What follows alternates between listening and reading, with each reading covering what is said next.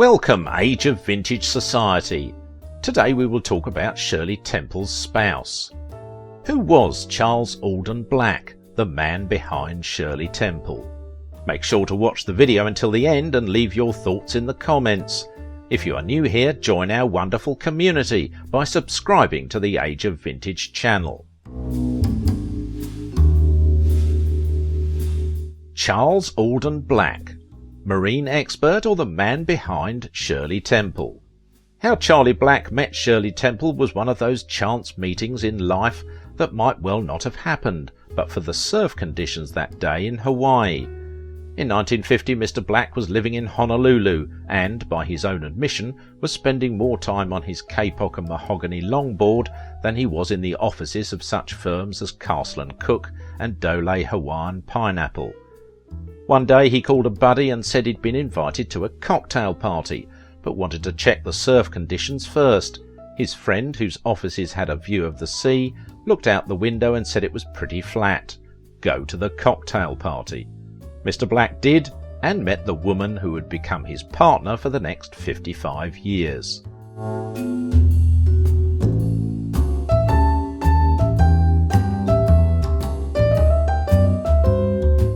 Mr. Black died at the couple's home in Woodside of complications from a bone marrow disorder. He was 86 years old. His son, Charles Black Jr., said that over the past half a century his parents didn't sleep apart from each other for more than a couple of days. They adored each other. "He was the love of my life," Shirley Temple Black said.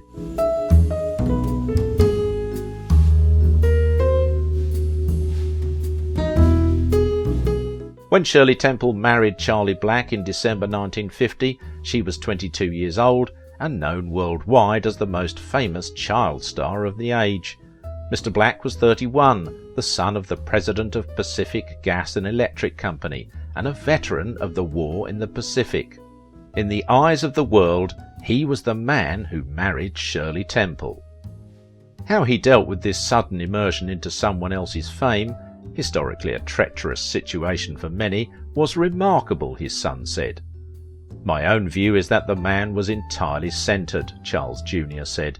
"He seemed to know exactly who he was. When I was a young kid I heard him called Mr. Temple. Some men would have been bothered by it. He didn't react to it at all. He didn't care. As for my mother, she married my dad and found a man upon whose love she could count absolutely, and he adored her, and she knew it. She just blossomed."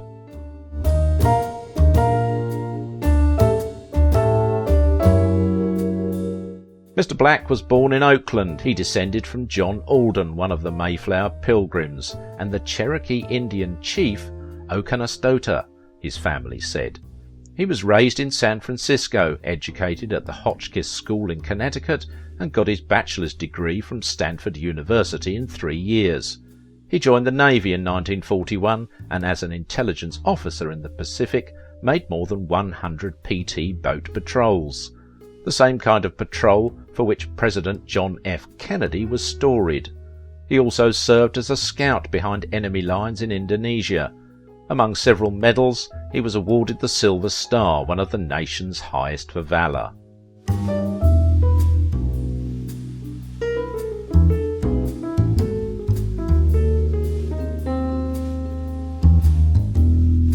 After the war, Mr. Black moved to Tahiti and, indulging his love of the sea, eventually sailed a small boat back to the United States over 7,000 miles of ocean. Mr. Black had a lifelong love of the sea and twice crewed in the Trans-Pacific race from the Golden Gate to the finish line off Diamond Head. He surfed every night after work and told the hostess he wouldn't come to the party if the surf was up. "We would never have met if the surfing was good that day," said Ms. Black. The couple were married later that year at his parents' Monterey ranch. Mr. Black spent most of his professional life in marine freshwater development and aquaculture engineering. He co-founded a marine hatchery for oysters and abalone at Pigeon Point in the early 1960s. In 1966 he founded Mardella Corporation, a fishing and hatchery company, and remained president and CEO until his death. He was a maritime advisor to the Sultanate of Oman. He also co-founded the Marquest Group in Massachusetts, which developed unmanned deep ocean search and survey imaging systems used in the discovery of the SS Titanic. He served on a U.S. Commerce Department's advisory committee and on various National Research Council panels. Mr. Black was a regent of the University of Santa Clara and was a trustee and regent of the College of Notre Dame. He was an active member of the Bohemian Club and also belonged to the Pacific Union Club and the Menlo Country Club. He was one of the 6 co-founders of the Guardsmen, a San Francisco charity.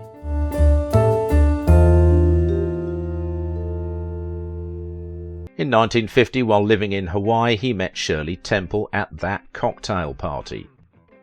"We were introduced," she recalled, and he said, "What do you do? Are you a secretary?"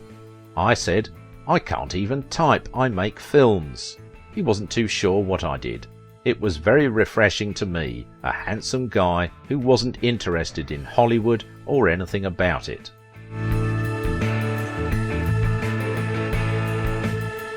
Over the next few months, Mr. Black wooed Miss Temple, and eventually they were married at his parents' home on the Monterey Peninsula. During the 1950s, after returning to the Navy during the Korean War as an intelligence officer, Mr. Black was an executive at Stanford Research International and Ampex Corporation, but in the 1960s gravitated to what would become the bulk of his life's work, aquaculture. Mr. Black co-founded a hatchery for oysters and abalone and headquartered in Burlingame, which conducted ventures such as catfish and salmon farming.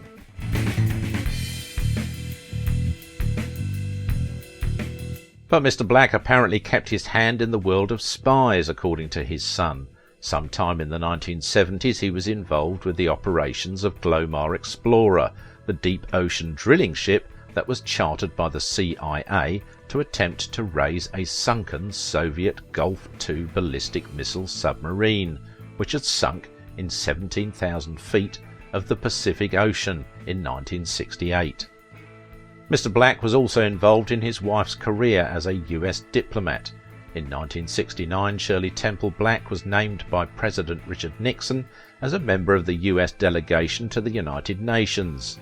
In 1974, President Gerald Ford appointed her ambassador to Ghana, and in 1976 Ford appointed her chief of protocol in the State Department.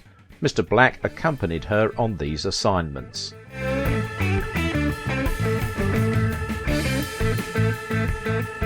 More than 50 years ago in Honolulu, Mr. Black wooed Shirley Temple with a Tahitian love song. She said she sang the same song to him as he lay dying. Mr. Black is survived by his wife of 55 years, Shirley Temple Black, a son, Charles Jr., daughters Laurie and Susan, granddaughter Teresa, and brother Jim Black. At his request, there will be no service.